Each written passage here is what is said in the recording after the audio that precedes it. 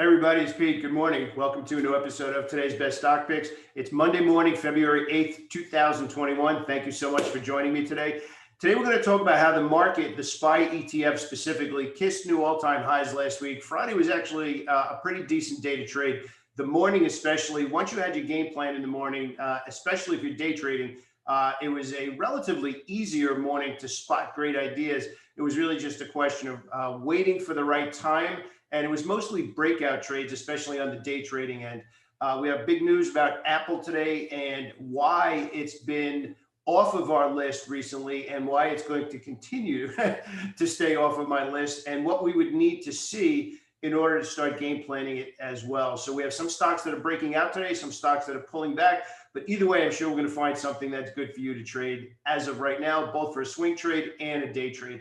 By the way, if you find these videos helpful, definitely click down and subscribe. That would be awesome. I'd really appreciate it. If you have any questions about anything we talk about in the video, leave a comment below and I'll get back to you as soon as I can as well. If you'd like to trade with me in real time, click down into the description and learn about the bootcamp, and you'll see what happens on the other side as well. So let's head on right over to the charts. We'll take a look and we'll start out with the SPY and specifically intraday and how that played out into some longer term trades. If you happen to be day trading, you can see it wasn't the greatest day where we didn't open up near the high and just continue to trend. You can see that you really needed to be looking more at pullbacks to be looking to buy.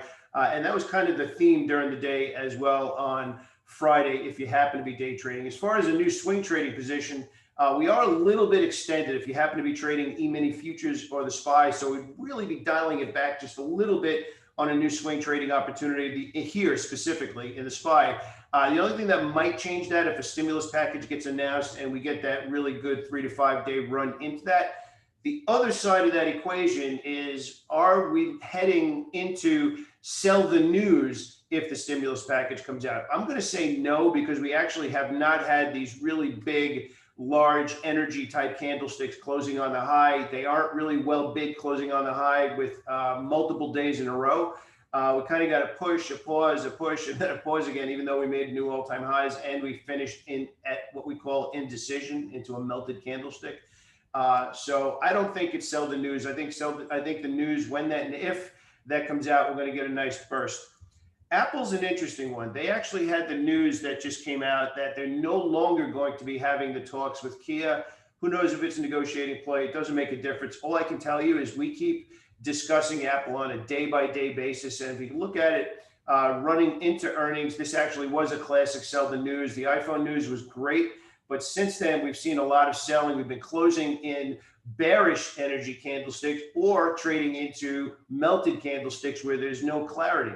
So really Apple right now needs to get above 138, stay above 138, go well bid above 138, which, as we've talked about, is higher highs, higher lows, and closing near the highs, in order for me to really even be excited about this stock again. If we work our way over into the weekly chart, you can see that we had indecision, indecision, indecision into earnings. We had buying, then we had selling, and we have more indecision again. So long term, the picture still looks good. I mean, you could obviously draw a trend line here off of the lows in November when a lot of these tech stocks bounced. But right now, it's not really obvious. Right now, it's not really telling us, okay, smart money's digging in here. The deep pockets are starting to make a commitment. We're not seeing that. We're not seeing buying with large volume. As a matter of fact, we're seeing selling. So again, me personally, I want to see a couple of days of well bid before I start to jump in there. Snap is a different story. Snap actually on double normal volume actually just punched right through. Really good numbers last week and followed through. So we're looking to initiate a new swing trade in Snap. Big level we were trying to get through there last week was 54. Clearly got through that. Tiger is one that we mentioned. It's actually been in our list. It's been popping in the watch list, popping in the watch list. Haven't actually traded it yet, but now it had a really good clean, what we call a bullish U-turn yesterday, and reversed. So I'm going to be looking at this as a new buy stop over 28. Zoom has been off the list for a while, as you can see, dating all the way back to October. It's actually, which, kind of when that news of positive news of vaccines started to squash this. It's going to be very hard for them to maintain the numbers that they saw during the height of the pandemic. However, this is a really good accumulation candlestick. This is where we start to see a reversal. You got some price action to the left, but here's the interesting part. Not really a lot. It was only there for 2 days. It was only there for a couple of days. I don't know if it's going to get to 500 again, but I wouldn't be shocked if we get into that 460 to 480 level again. Match.com after earnings sprinted right back to highs. Now, it's actually setting up where today's higher opening, if you're a short-term swing trader, would be an open higher and a push higher to be booking profits. I'm looking for a new pause above the 156 level to see if it maintains the earnings bid.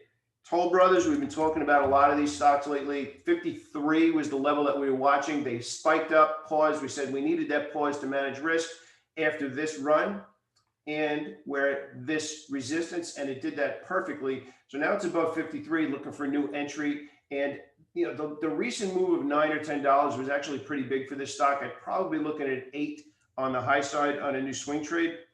On the other side, we have some strong stocks that pulled back. IPOE, really good, clean, bullish price action, pulled back. I'm looking for it to retest the low somewhere around 23 to 23.25, looking for a spot to initiate a new swing trade there as well.